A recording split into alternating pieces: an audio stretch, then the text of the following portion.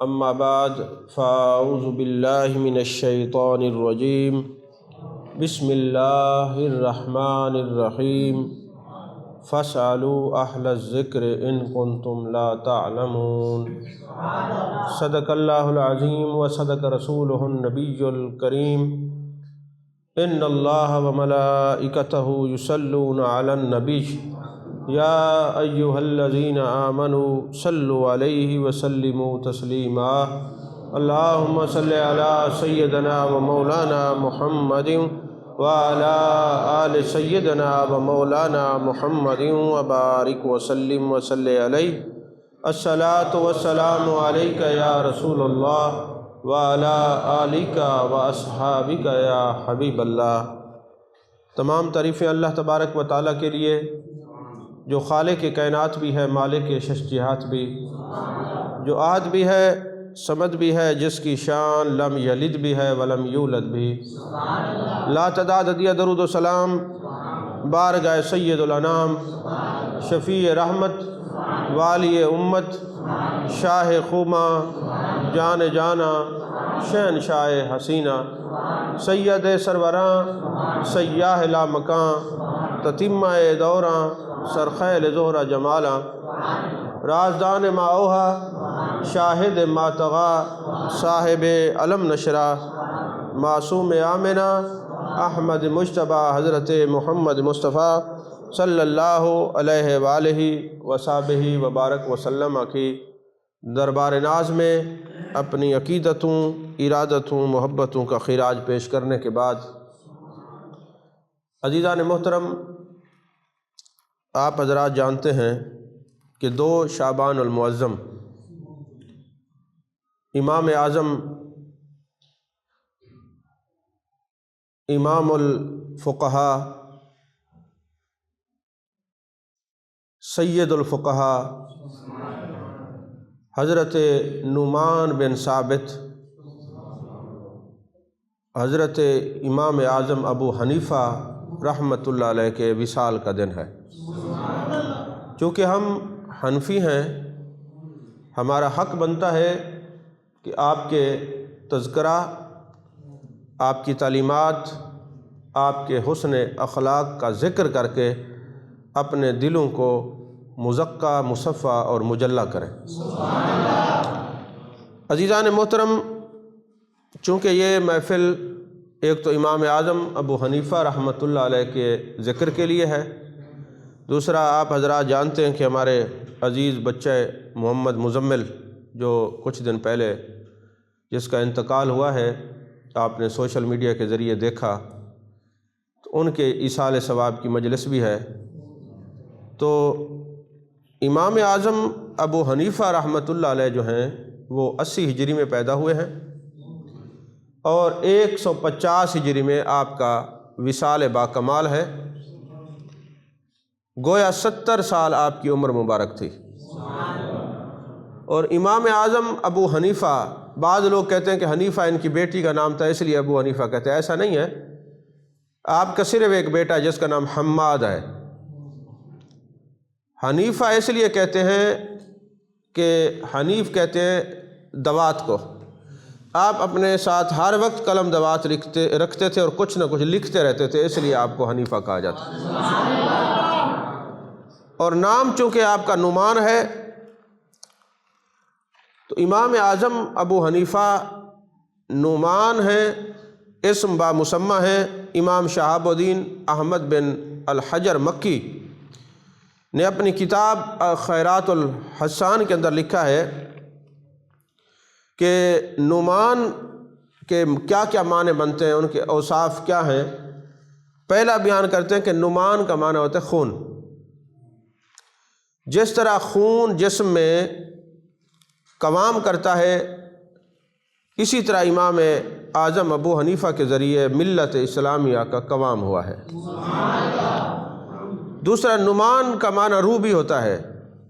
تو امام اعظم ابو حنیفہ کی وجہ سے فقہ اسلامی کا ڈھانچہ قائم ہوا، اور آپ کی فقہ یعنی تمام اسلامی احکام کے دلائل اور مشکلات کی حل کی بنیاد ہے، یعنی روح ہے۔ فقہی مسائل میں آپ کے جو نظریات ہیں اور آپ کی جو تحقیقات ہیں وہ چونکہ روح ہیں، اس لیے آپ کا نام نعمان ہے۔ اور تیسرا یہ ہے کہ نعمان کا معنی ہوتا ہے خوشبودار گھاس۔ تو امام اعظم ابو حنیفہ کے جو مناقب ہیں اور فضائل ہیں وہ ایسے خوشبودار ہیں جیسے خوشبودار سرخ رنگ کی گھاس ہوتی ہے۔ اسی طرح نعمان جو ہے ایک معنی نعمت کا بھی ہے۔ نعمان کو فعلان کے وزن پر جب دیکھا جائے تو امام اعظم ابو حنیفہ امت محمدیہ کو قرآن اور حدیث اور محبوب علیہ السلام کے فرمودات اور صحابہ کے ارشادات کا فہم نصیب کرتے ہیں، فہم عطا کرتے ہیں، اس لیے آپ اس امت کے لیے بہت بڑی نعمت ہیں۔ یہاں پر نا آپ حضرات کو شاید یاد ہو، کیونکہ بہت کم ایسے ذہن ہوا کرتے ہیں کہ جو چیزوں کو یاد رکھتے ہیں۔ ایک مرتبہ سوشل میڈیا کے اوپر نا ایک مسئلہ چلا تھا اور الحمدللہ ہم نے اسی جگہ پہ بیٹھ کے اس کا جواب دیا۔ آج تک وہ کسی کو جرأت نہیں ہوئی اس کو دوبارہ یہ سوال قائم کرنے کی۔ وہ کیا انہوں نے کہا تھا؟ انہوں نے کہا کہ جس کو آپ امام اعظم ابو حنیفہ رحمۃ اللہ علیہ کہتے ہیں، وہ امام ایسا ہے کہ جس نے زندگی میں کبھی عید الاضحیٰ یعنی قربانی والی نماز عید پڑھی نہیں ہے۔ انہوں نے ایک سوال قائم کیا، یعنی وہ سوال غیر مقلدین کا تھا۔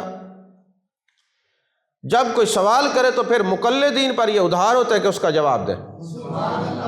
جب انہوں نے سوشل میڈیا پر یہ سوال کیا، سوال کی گردش کی 2-4 روز میں وہ ہمارے تک پہنچا اور اللہ کے فضل اور کرم سے ہم نے اس کا جواب دیا، اور پھر آج تک کسی کو دوبارہ سوال قائم کرنے کی یہ ضرورت پیش نہیں آئی، نہ قیامت تک آ سکتی ہے۔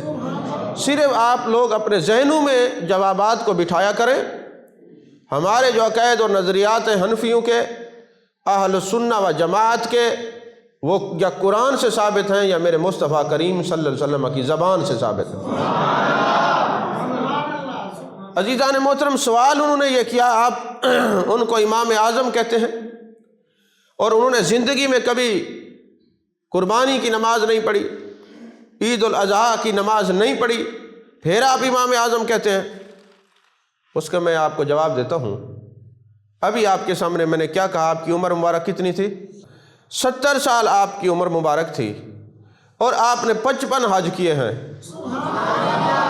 اور 15 سال کا جو بندہ ہے وہ بچہ بالغ ہوتا ہے، آپ نے 55 حج کیے ہیں۔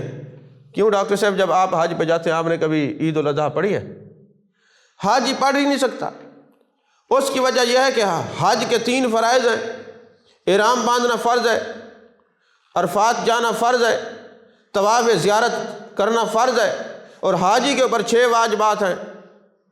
کون کون سے؟ مزدلفہ کا قیام واجب، شیطان کو کنکریاں مارنا واجب، قربانی کرنا واجب، حلق کرانا واجب، سعی کرنا واجب، طواف وداع کرنا واجب۔ یہاں تو آپ ایک عید الاضحیٰ پڑھتے 1 واجب، وہاں حاجی کے لیے 6 واجب، 6 واجبات ہیں۔ حاجی پر تو عید الاضحیٰ پڑھنا لازم ہی نہیں ہے، جو جس کام کے لیے گیا ہے وہ کرنا لازم ہے۔ تو جب آپ 55 حج کرتے ہیں تو آپ کب عید الاضحیٰ پڑھتے؟ تو پتہ چلا آپ نے نہیں پڑھی، پھر بھی امام اعظم ابو حنیفہ ہیں، پھر بھی امام اعظم ابو حنیفہ رحمۃ اللہ علیہ۔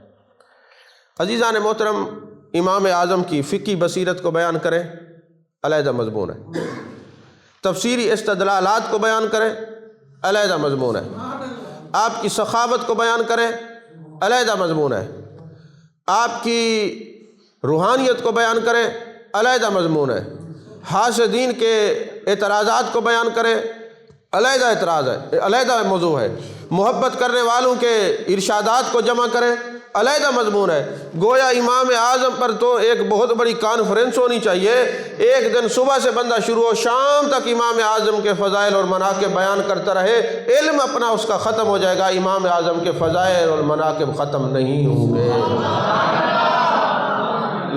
چونکہ یہ درس تصوف ہے اور ہم تصوف بیان کرنے اور سننے کے لیے حاضر ہوتے ہیں، لہذا امام اعظم بحیثیت صوفی کیسے تھے؟ عزیزان محترم، تصوف سراسر ادب کا نام ہے، التصوف کلہ ادب، تصوف ادب کا نام ہے۔ اور آپ کا ادب دیکھیے کہ امام عبدالعزیز بن مسلم راستے میں جا رہے تھے، امام اعظم ابو حنیفہ سے سوال کرتے ہیں، اے امام اعظم یہ بتائیں فلاں جو حدیث ہے اس کے بارے میں آپ کیا ارشاد فرماتے ہیں؟ امام اعظم رک گئے اور فرمایا محبوب علیہ السلام کے فرمان کا یہ ادب نہیں ہے کہ راستے میں یہ اس پر بات کی جائے، اس پر ڈسکشن کی جائے۔ محبوب علیہ السلام کے فرمودات کا اور حدیث پاک کا ادب یہ ہے، ادب والی جگہ پہ بیٹھا جائے اور اہتمام کیا جائے، خوشبو لگائی جائے، پاک کپڑے پہنے جائیں، امامہ شریف پہنا جائے، پھر محبوب علیہ السلام کے فرمودات کا ذکر کیا جائے، اور پھر جس سے آپ علم لیتے ہیں ان کا بھی ادب ہے، ان کے سامنے ایسے بیٹھا جائے جیسے کوئی غلام آقا کے سامنے بیٹھتا ہے۔ ارے یہ کون سا طریقہ ہے کہ سر راہ میرے مصطفیٰ کے فرمودات پر بات ہو، چل ادب سے بیٹھیں گے، تو سوال کر، امام اعظم تجھے جواب دے گا۔ یہ ایسا نہیں ہے کہ سر راہ آپ جہاں مرضی شروع کریں سوال کرنے شروع کر دیں، یہ کیسے اور یہ کیسے، یہ بے ادبی کا طریقہ ہے۔ ادب والے جب مصطفیٰ کی بات ہو یا اللہ کے کلام کی بات ہو یا والضحیٰ کے چہرے کی بات ہو یا واللیل کی زلفوں کی بات ہو یا علم نشرہ کے سینے کی بات ہو یا طٰہٰ کے تاج کی بات ہو، وہ پھر حال بناتے ہیں، محفل سجاتے ہیں، وضو کرتے ہیں، غسل کرتے ہیں، خوشبو لگاتے ہیں، پھر مصطفیٰ کے سیرے سنتے۔ یہ ادب ہمیں امام اعظم نے بتایا بھی ہے، سکھایا بھی ہے۔ عزیزان محترم، صوفی جو ہوتا ہے وہ قربانی دینے والا ہوتا ہے۔ ایک دن آپ جا رہے تھے سر راہ، تو ایک بدو ایک بندے سے لڑ رہا تھا۔ آپ نے فرمایا لڑائی کس بات کی ہے؟ بدو نے کہا جی اس نے 40,000 مجھ سے لیے، واپس نہیں کرتا۔ فرمایا تمہاری لڑائی 40,000 کے لیے ہے؟ انہوں نے کہا ہاں۔ امام اعظم نے جیب سے 40,000 درہم نکالے اور اس کو دے دیے اور فرمایا جاؤ لڑائی ختم کرو، لڑ بھی تم دنیا کے لیے رہے ہو۔ یہ ایک جملہ بڑا بھاری ہے، آپ کو سمجھ نہیں آئی، دنیا کے لیے لڑ رہے ہو۔ اور پھر صوفی جو ہوتا ہے وہ کوشش کرتا ہے کسی کی دل آزاری نہ ہو۔ وہ ایک بندے نے اعتراض کیا کہ جی امام اعظم تو سرکار دو عالم صلی اللہ علیہ وسلم ہے، ان کو آپ امام اعظم کیوں کہتے ہیں؟ میں نے کہا بات یہ ہے، میٹرک علیحدہ کلاس ہوتی ہے، F A, B A, M A. کوئی کہے یہ میٹرک میں بھی فرسٹ تھا، ایف اے میں بھی فرسٹ تھا، بی اے میں بھی اور ایم اے میں بھی، ایم فل میں بھی، پی ایچ ڈی میں بھی، تو آپ کہیں گے یہ کیا بات ہوگی، سب میں کون کیسے فرسٹ آ سکتا ہے؟ کہا جگہ میٹرک علیحدہ کلاس ہے، ایف اے علیحدہ کلاس ہے، بی اے علیحدہ ہے، ایم اے علیحدہ ہے۔ اے اللہ کے بندے، تو جو محبوب علیہ السلام کو کہہ رہے وہ تو انبیاء کی کلاس میں امام اعظم ہے، وہ رسول اعظم ہے۔ یہ تو امت کی کلاس اور ہوتی ہے، انبیاء کی اور ہوتی ہے، امت کی کلاس نبی پہ لگانا یہ سوء ادب ہے۔ ادب یہ ہے جو میرے محبوب جو ہے وہ رسول اعظم ہے۔ اور پھر ہمارا تو نصیب یہ ہے کہ ہمیں کتاب ملی، کتاب اعظم، رسول ملا، رسول اعظم، ہمیں جناب امام ملا، امام اعظم، غوث ملا، غوث اعظم۔ توجہ ہے کہ نہیں ہے؟ بڑے لوگوں کو بڑی چیزیں ملا کرتی ہیں، کاش کہ آپ اپنی قدر پہچانیں، اپنی قدر پہچانیں۔ تو حضرت امام اعظم ابو حنیفہ سے ایک بندے نے قرض لے لیا، اور پھر وہ جیسے آج کا روٹین ہے کہ قرض لے لیتے ہیں، بعد میں نہ سلام نہ دعا، ختم۔ ایک دن ایسا ہوا کہ حضرت امام اعظم ابو حنیفہ رحمۃ اللہ علیہ آ رہے تھے راستے سے، آگے گلی بند تھی۔ جس جگہ امام اعظم ابو حنیفہ رحمۃ اللہ نے جانا تھا وہ گلی آگے سے بند تھی۔ وہ جس نے قرضہ دینا تھا اس نے جب دیکھا بھئی امام اعظم ہے، میں نے قرضہ لیا ہے تو یہ مجھ سے قرضہ مانگیں گے، وہ بھی اسی گلی میں چلا گیا جہاں امام اعظم نے جانا تھا، گلی تو آگے بند تھی۔ جب وہ سامنے پہنچے نا تو امام اعظم ابو حنیفہ رحمۃ اللہ نے فرمایا تو مجھے دیکھ کے چھپا کیوں ہے؟ وہ رونے لگا اور کہنے لگا حضور میں نے آپ سے قرض لیا تھا، وہ ادا نہیں کر سکا، میرے پاس پیسے نہیں تھے اس لیے میں نے راستہ بدلا ہے۔ امام اعظم ابو حنیفہ کی آنکھوں میں آنسو آ گئے اور فرمایا جا، میں نے تجھے اللہ کی رضا کے لیے معاف کیا ہے، اور ہاتھ جوڑ کے رو کے کہتے ہیں جو میری وجہ سے تجھے تکلیف ہوئے تو بھی مجھے معاف کر، کہ تجھے شرمندگی ہوئی ہے، تجھے راستہ بدلنا پڑا ہے، مجھے معاف کر دے۔ یہ کوئی صوفی ہی کر سکتا ہے، کوئی عالم ربانی ہی کر سکتا ہے، کوئی علماء حقہ کی جماعت کا امام ہی کر سکتا ہے۔ خود بھیک دے، خود ہی کہے منگتوں کا بھلا ہو۔ یہ نہیں قرضہ بھی معاف کر دیا، ہاتھ جوڑ کے آنسو بھی بارے کہ مجھے معاف کر دے، میری وجہ سے تجھے تکلیف ہوئی ہے، راستہ بدلنا پڑا ہے۔ یہ امام اعظم ہے، یہ سچے صوفی ہیں، سچے صوفی ہیں۔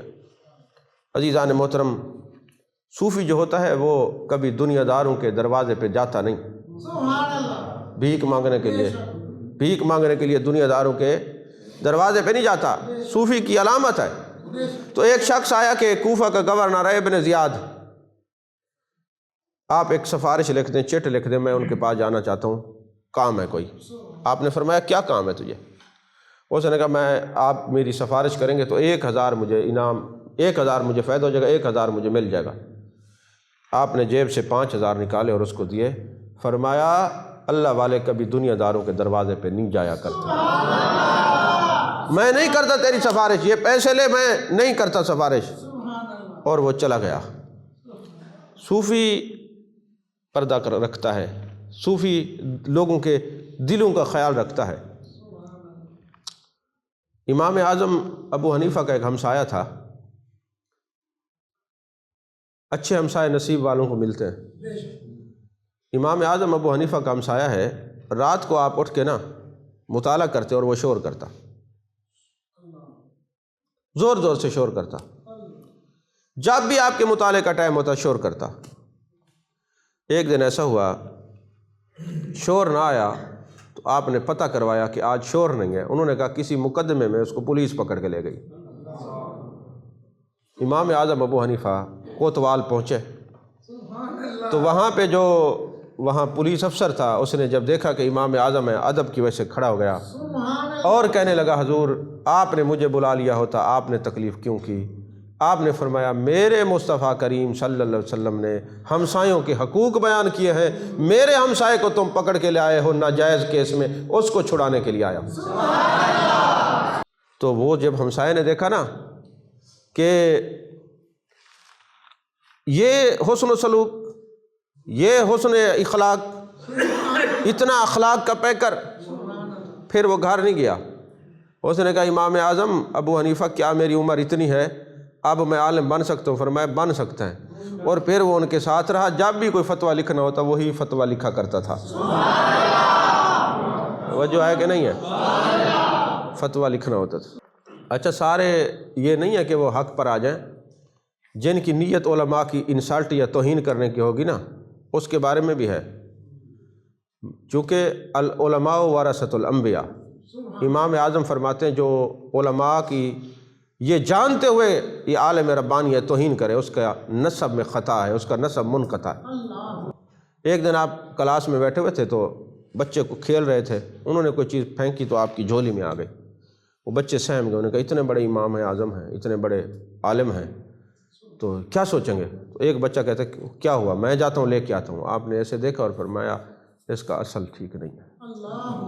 تو قاضی ابو یوسف اور امام محمد کہتے ہیں ہم نے کہا شاید حضرت پڑھا رہے تھے، مشغول تھے، تو آپ کو ناراضگی ہوئی ہے، غصہ آ گیا ہے، تو اس لیے فرما رہے ہیں جب ہم نے پتہ کیا تو پتہ چلا اس کے والدین کا نکاح ہی نہیں ہوا تھا، وہ بغیر نکاح کے پیدا ہوا تھا۔ تو پوچھا کہ حضرت آپ نے فرمایا عالم وارث ہے محبوب علیہ السلام کے علم کا، العلماء ورثۃ الانبیاء، تو جو علماء کی توہین کرتا ہے آپ پتہ کریں اس کے نسب میں خطا ہوگی، وہ حلالی نہیں ہو سکتا۔ پتہ چلا کہ کوئی حلالی علماء کا دشمن نہیں ہوتا۔ شاہ عبدالعزیز محدث دہلوی کتنے بڑے امام ہیں، جو جانتے ہیں ان کو پتہ ہے، آپ کو تو پتہ ہی نہیں ہے، تو پتہ نہیں ہے تو آپ کو پتہ کروا رہے، بتا رہے۔ یہ شاہ عبدالعزیز محدث دہلوی، اب چونکہ موضوع وہ نہیں ہے میں ان کا تعارف کرواتا، وہ فرماتے ہیں جو بندہ علماء کے لیے بغض رکھے یا علماء کی توہین کرے، اللہ اس کو سزا یہ دیتا ہے کہ 10 نسلوں میں کوئی عالم پیدا نہیں ہوتا۔ ایسے لوگوں کی 10 نسلوں میں عالم نہیں پیدا ہوتا، بدتمیز، بے ادب اور گستاخ پیدا ہوتے ہیں۔ اور پھر حضرت امام جلال الدین سیوطی رحمۃ اللہ نے لکھا، سیوطی وہ ہے جن کو جاگتے ہوئے محبوب علیہ السلام کا دیدار ہوا ہے، تو یار 75 مرتبہ جاگتے ہوئے دیدار ہوئے، پتہ نہیں خواب میں کتنی مرتبہ ہوا ہوگا۔ وہ امام جلال الدین سیوطی کہتے ہیں جو بندہ علماء کے خلاف زبان درازی کرے نا، مرنے کے بعد جاؤ اس کی قبر کھود کے دیکھنا، اللہ اس کا منہ کعبہ سے پھیر دیتا ہے کہ تم نے میرے نبی کے وارثوں کی مخالفت کی، تیرا منہ قبلہ سے ہٹا دیا جائے گا۔ عزیزان محترم، صوفی وہ ہوتا ہے کہ وہ نفرت کا جواب محبت سے دیتا ہے، نفرت کا جواب محبت سے دیتا ہے۔ امام اعظم ابو حنیفہ کو ایک شخص گالیاں دیا کرتا تھا، تو آپ کو کسی نے آ کے بتا دیا فلاں شخص آپ کو گالیاں دیتا ہے، آپ کو ایک شخص گالیاں دیتا تھا، جب کسی نے آ کے بتا دیا کہ جناب فلاں شخص آپ کو گالیاں دیتا ہے، آپ نے فوراً اپنے شاگردوں کو بلایا، فرمایا جاؤ یہ کپڑے، کوئی پوشاک، اور آپ کا یہ معمول تھا کہ جب آپ کو کوئی تحفہ دیتا آپ اس سے اچھا تحفہ دیتے تھے۔ یعنی ایک شخص نے آپ کو پرس دیا، بٹوا پیسے رکھنے کے لیے چمڑے کا بنا ہوا، اور کہا کہ کوفہ کے اندر ایسا پرس کسی کے پاس نہیں ہے، آپ نے پھر اس کو کپڑے جو بھیجے نا، وہ کہتا تھا یار عجیب آدمی ہے اور اتنے عظیم آدمی ہیں کہ میں نے وہ پرس دیا کوفہ میں کسی کے پاس نہیں ہے، اور انہیں جو مجھے کپڑے بھیجے ہیں پورے اس علاقے میں، پورے عراق میں کسی کے پاس نہیں ہے، پوری سرزمین میں کسی کے پاس۔ وہ امام اعظم ابو حنیفہ، تو بندہ گالیاں دیتے آپ تحفے دے رہے ہیں، ایک دن پھر اس نے گالیاں نہیں دیا، آپ نے تحفہ نہ بھیجا، وہ آگے آپ کے دامن میں، حضور میں نے جب گالیاں دیتے تھا آپ کبھی عطر بھیج رہے ہیں، کبھی پوشاک بھیج رہے ہیں، کپڑے رومال بھیج رہے ہیں، کبھی تھان بھیج رہے ہیں، آج میں نے گالیاں نہیں دیا، آپ نے کچھ نہیں دیا۔ آپ فرمانے لگے آپ تو میرے محسن ہیں، کیونکہ میرے آقا علیہ السلام نے فرمایا جو کسی کے پیٹھ پیچھے گلا کرے گا یا گالیاں دے گا اس کی نیکیاں اس کو ملیں گی، اس کے گناہ اس کو ملیں گے۔ اور آپ کی عاجزی کا جملہ تھا ہم عمل میں کمزور ہیں، آپ کی نیکیاں اللہ ہمیں دیتا ہے، ہمارے گناہ آپ کے کھاتے میں ڈالتا ہے۔ آج کے دور میں کوئی کسی کو کچھ نہیں دیتا، آپ نیکیاں دیتے ہیں، آپ سے بڑھ کر کون میرا محسن ہو سکتا ہے؟ آپ سے بڑھ کر کون میرا محسن ہو سکتا ہے؟ کون محسن ہو سکتا ہے؟ تو لہٰذا آج آپ نے کچھ نہیں دیا تو ہم نے کچھ نہیں دیا، جب آپ نیکیاں دیتے تھے تو ہم بھی آپ کو تحائف دیتے تھے۔ ایک مرتبہ نا ایک بدبخت آدمی، آپ نکلے نا اپنی جامعہ سے، اس نے آپ کو گالیاں دینی شروع کر دی، آپ چپ کر کے سنتے رہے، اپنے گھر کے دروازے پہ گئے تو آپ رک گئے، فرمایا تسلی سے گالیاں دے لو، پھر ایسا نہ ہو کہ تیرے جی میں ابھی یہ تمنا باقی ہو کہ میں کچھ اور کہہ سکوں، کیونکہ میرا گھر آ گیا۔ وہ شرمندہ تعبیر ہوا، معافی کا خواستگار ہوا۔ اچھا آپ کے نا محلے کے اندر ایک زید نامی یہودی رہتا تھا، زید نامی یہودی تھا، لیکن وہ سخی بڑا تھا یہودی، وہ لوگوں کے کام آتا تھا، اس کی جو ہے نا بڑی اچھی اچھی باتیں تھیں۔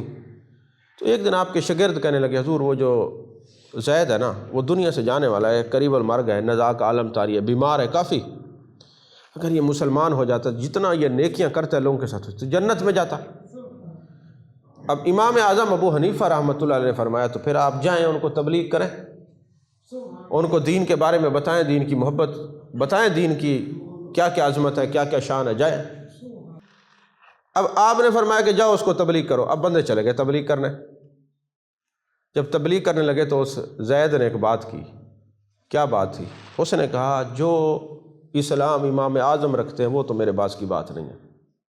لوگ گالیاں دیتے ہیں خاموش رہتے ہیں، لوگ گالیاں دیتے ہیں تحائف دیتے ہیں، لوگ قرضہ کھا کے لے کے کھا جاتے ہیں یہ معاف کر دیتے ہیں، لوگ شور مچاتے ہیں یہ تھانے چھڑوانے چلے جاتے ہیں، لوگ تحفہ دیتے ہیں اس سے بڑھ کر اور تحائف دیتے ہیں۔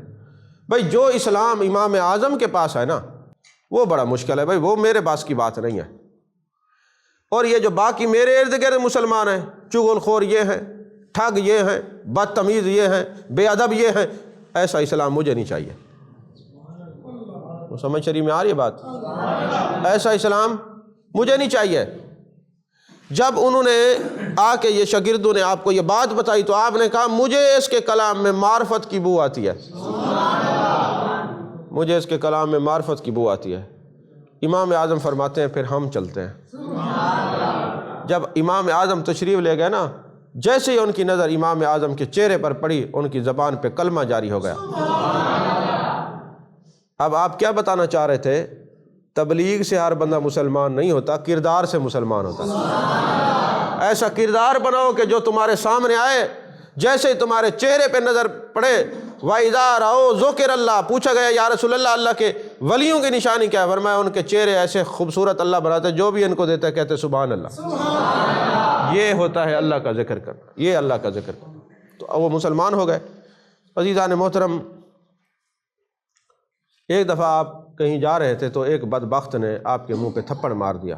آپ کے کلام کے اندر یہ ہے کہ لوگ آپ سے بڑا حسد کیا کرتے تھے، اور آپ کو یہ پتہ ہونا چاہیے جتنے اہل علم ہیں نا یہ حسد کی زد میں رہے، حسد کی زد میں رہے ہیں۔ جب تک یہ زندہ رہے لوگ حاسد ہوتے رہے، ہر اچھے انسان کے لوگ حسد کرتے ہیں، ورنہ اب دیکھو نا ایک بندہ ہو ہی فارغ عقل سے، اس سے کون حسد کرے؟ حسد تو ان کے ساتھ ہوتا ہے جن کے پاس کوئی کمال ہوتا ہے، کمال نہ ہو جس کے پاس کس نے حسد کرنا؟ تو وہ ایک دفعہ ایک عالم کو نا ایک بندے نے گالیاں دیں اور ساتھ یہ کہا اس کو جا کے کہہ دینا میرا یہ کچھ نہیں بگاڑ سکتا۔ تو جب اس عالم کو پتہ چلا، اس نے کہا صحیح کہتا ہے، اس کے پاس ہے کیا جو میں بگاڑوں؟ کوئی سمجھ آئی ہے کہ نہیں؟ اب کوئی بندہ کھڑا ہو گیا جاؤ ونجو کو آخر میرا کچھ نہیں کر سکتا، انہوں نے کہا اس کے پاس ہے کیا کہ اس کے ساتھ کیا کریں؟ تو عزیزان محترم، ایک دن ایک بدبخت نے آپ کو تھپڑ مارا، چہرے پہ تھپڑ مارا، یہ جانتے ہوئے کہ امام اعظم ہیں، ابو حنیفہ ہیں، فقہی استدلالات عرش کی بلندیوں تک لے کے آنے والے، ثریا ستارے تک پہنچنے والے امام اعظم ہیں، تھپڑ منہ پہ مارا۔ آپ کے منہ پہ تھپڑ مارتے تو کیا کرتے آپ جواب میں کچھ نہ کچھ تو کرتے نا۔ وہ امام اعظم تھے، ہاتھ پکڑ کے کہتے تکلیف تو نہیں ہوئی؟ تکلیف تو نہیں ہوئی؟ اور پھر اس کا ہاتھ پکڑا اور کہا میرے بھائی، قیامت والے دن اللہ تعالیٰ نے اگر اس فقیر پر کرم کیا اور جنت میں بھیجا تو رب کعبہ کی قسم ابو حنیفہ اس وقت تک نہیں جائے گا جب تک تیرا ہاتھ پکڑ کے جنت میں تجھے ساتھ نہ لے جائے۔ یہ امام اعظم کا تصوف بیان ہو رہا ہے، توجہ ہے کہ نہیں ہے؟ تصوف بیان ہو رہا ہے، یہ خیر خواہی۔ امام اعظم ابو حنیفہ رحمۃ اللہ علیہ فرماتے ہیں چونکہ علماء کے پاس پردے کی حالت میں عورتیں آ کے بیٹھتی تھی، سوال جواب پوچھتی تھیں، آپ فرماتے تھے کہ جب کوئی عورت آئے نا اور اٹھ کے چلی جائے، جس جگہ وہ بیٹھی ہے اس جگہ کو نہ دیکھو، جب تک وہ جگہ، یعنی اب سردی میں یہ قلین بچھا ہوا ہے نا، سردی میں جو آ کے یہاں بیٹھے گا تو جگہ گرم ہو جائے گی نا، تو فرمایا جب تک کوئی اس عورت کے بیٹھنے کی جگہ گرم رہے تو وہاں نہ بیٹھو۔ عورت کی جوتی پر نظر نہ ڈالو، ان کے ہاتھوں پہ نظر نہ ڈالو۔ کیوں؟ جب وہ عورت چلی جائے گی تمہیں اس کے ذہن میں اس کے خیالات آئیں گے اور تم فسق اور فجور میں مبتلا ہو جاؤ گے اور دین سے ہٹ جاؤ گے۔ اچھا، اب جو غیر کو دیکھے اور یہ صورتحال ہو تو دین سے ہٹ جاتا ہے نا، اور جہاں اس کے پیارے رہتے ہوں، جو ان کو دیکھے پھر ان کا تصور کرے پھر ان کے خیال میں رہے، تو یہ وہی بتانا چاہتے ہیں کہ جن کو دیکھنا لازم ہے ان کو دیکھو، پھر ان کے خیال میں رہو۔ جس طرح ان جن سے منع تھا ان کے خیال میں رہے، ہٹ گئے، ان کے خیال میں آئیں گے تو راستے پہ چل پڑے۔ آپ کا تقویٰ و طہارت یہ تھا کہ آپ نے ایک بندے سے قرضہ لینا تھا، اس کے گھر تشریف لے گئے۔ جب گھر تشریف لے گئے نا قرضہ لینے کے لیے تو دھوپ تھی، جون جولائی کا مہینہ ہوگا، شدید تپتی ہوئی گرمی تھی، اور اس کی جو دیوار تھی وہ کافی بڑی تھی اور دیوار کا سایہ تھا۔ تو ایک شاگرد نے کہا حضور اس سائے میں پناہ لے لیں آپ نے فرمایا چونکہ میں نے اس سے قرضہ لینا ہے، اگر میں نے اس کی دیوار کے سائے میں پناہ لی تو یہ بھی سود ہے، میں یہ بھی نہیں لیتا۔ ایک مسئلہ یاد رکھیں، جس بندے سے آپ کا کام ہو اور آپ نے سفارش کروانی ہو اور یہ جو مٹھائی لے کے جاتے یہ بھی سود ہے اور حرام ہے، یہ حرام ہے۔ اب وہ لوگ ہم کہاں سے لے آئیں؟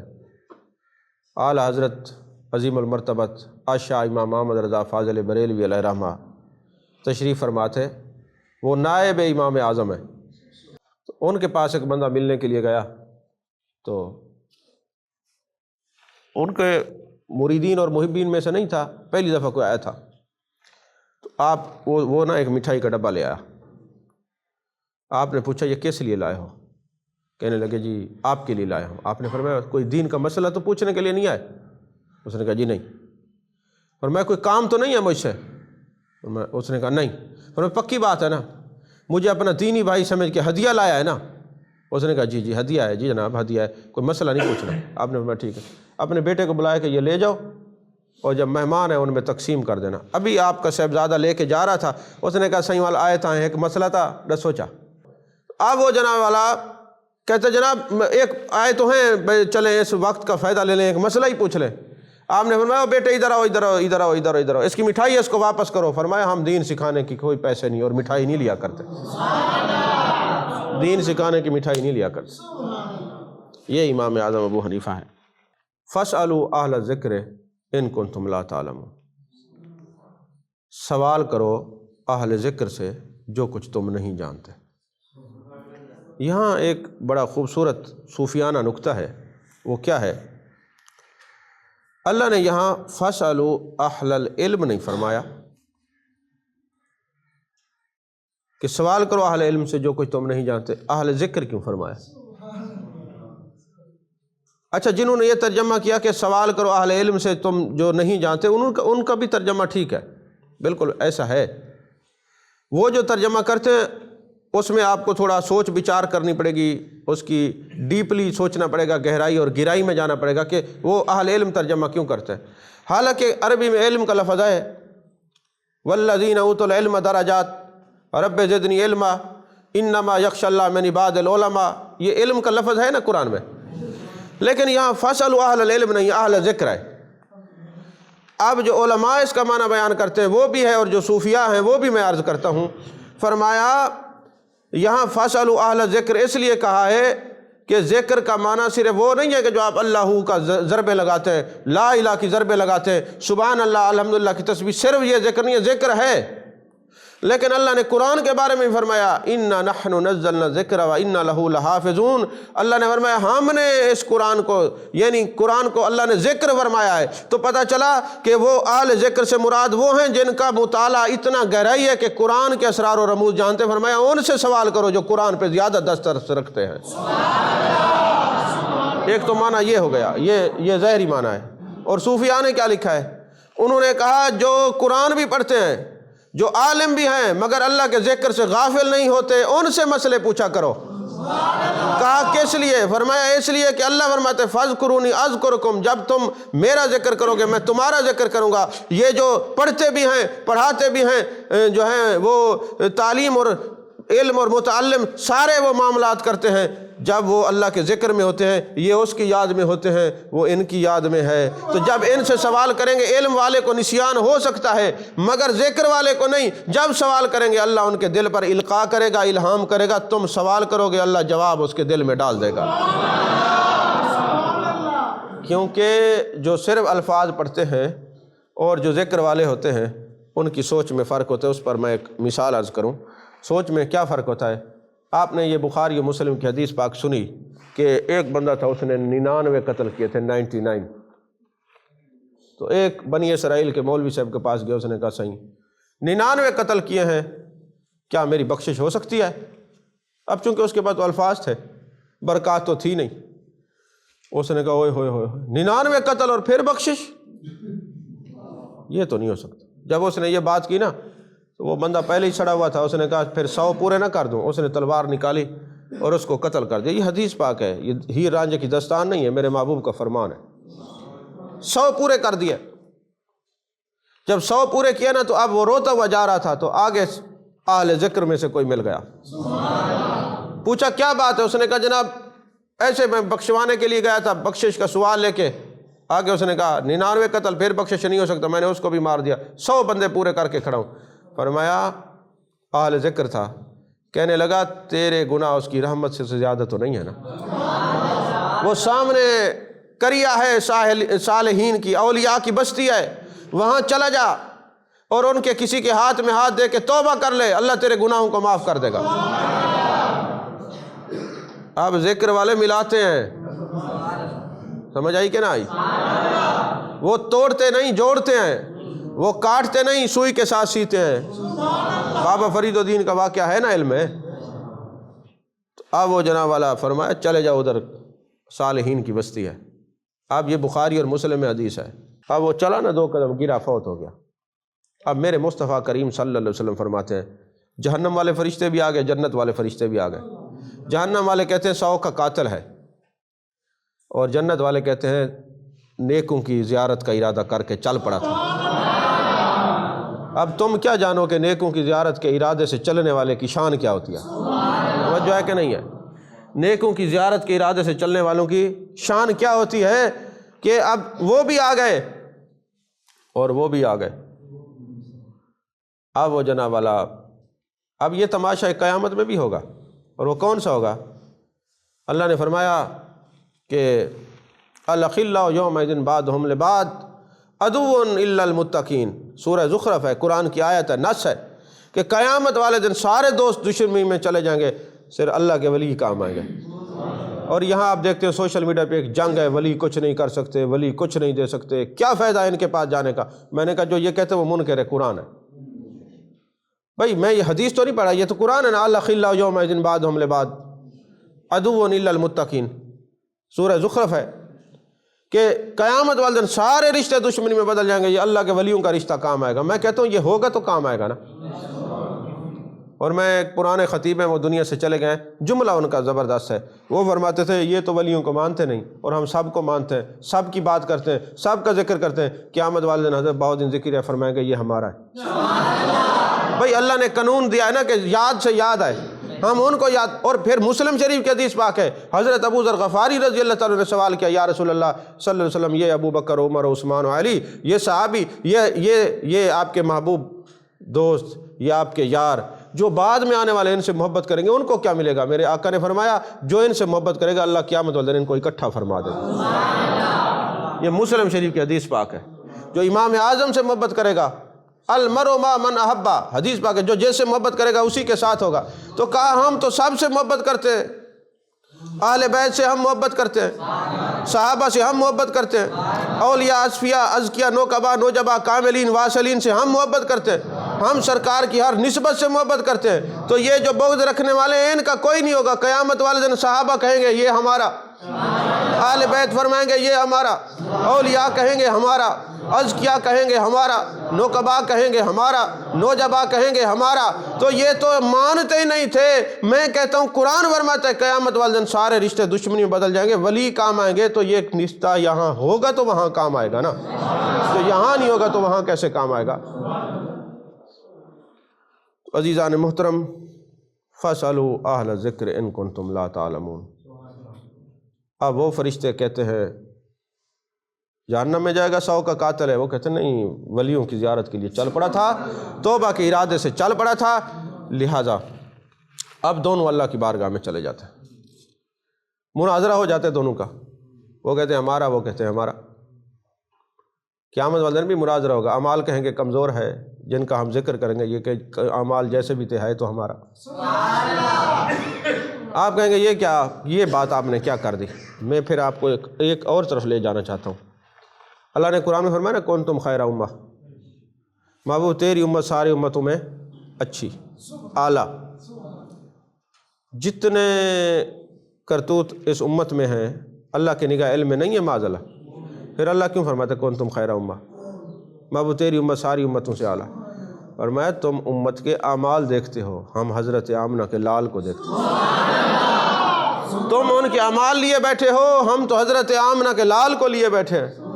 ہم اعمال نہیں دیکھتے، حضرت آمنہ کے لال کو تکتے ہیں۔ فَإِنَّكَ بِأَعْيُنِنَا، محبوب ہم تو آپ کو تکتے رہتے ہیں، اب ہم تو آپ کو تکتے ہیں، جو آپ کے پیچھے چلے گا فَاتَّبِعُونِي يُحْبِبْكُمُ اللَّهُ، اللہ کا محبوب وہی ہوگا۔ پھر جو آپ کے پیچھے ہے ہم اس کے اعمال نہیں دیکھیں گے، ہے تو ہمارے یار کے پیچھے نا۔ اس کا معنی یہ بھی نہیں ہے کہ اعمال چھوڑ دو اور نحوستی بن جاؤ اور کہو جی ہم تو پیچھے ہیں۔ پیچھے کا مطلب یہ ہے کہ نماز بھی پڑھنی ہے، روزے بھی رکھنے ہیں، زکوٰۃ بھی دینی ہے، حج بھی ادا کرنا ہے، شراب بھی نہیں پینی، چوری بھی نہیں کرنی، جتنی چیزوں سے ممانعت ہے، حدود و قیود ہے، ان پر قائم رہنا ہے، یہ اتباع، یہ نہیں کہ حضور ہم آپ کو تو مانتے ہیں آپ کی نہیں مانتے۔ یہ منافق نہیں بننا عملی اور اعتقادی، یہ منافقت ہے کہ آپ کو تو مانتے ہیں آپ کی نہیں مانتے، آپ کو بھی ماننا ہے اور آپ کی بھی ماننا ہے، یہی اتباع ہوتی ہے۔ اور جو کرتے اللہ فرماتا ہے ہم نے اس کو اپنا محبوب بنایا ہے۔ اب یہ جناب والا فرشتے کہتے ہیں 100 کا قاتل ایک طرف، دوسرے کہتے ہیں تیرے یاروں کی زیارت کے لیے چل پڑا تھا، تیرے ولیوں کی زیارت کے لیے چل پڑا تھا، توبہ کا ارادہ کر کے چل پڑا تھا۔